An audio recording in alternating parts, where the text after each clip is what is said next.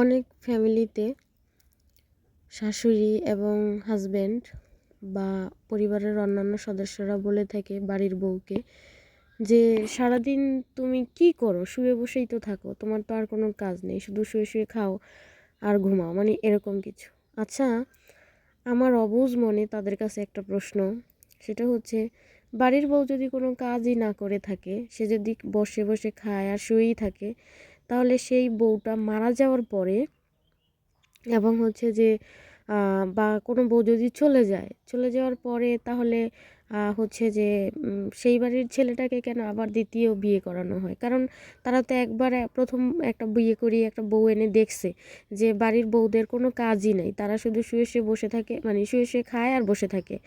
হ্যাঁ, তাহলে শুধু শুধু একটা মানুষকে নিয়ে এসে নিজেদের ঘরের বোঝা বাড়ানোর কী দরকার? আর নিজেদের কষ্ট করে উপার্জন করা খাবার অপচয় করার কী দরকার? মানে আমার মাথায় আসে না।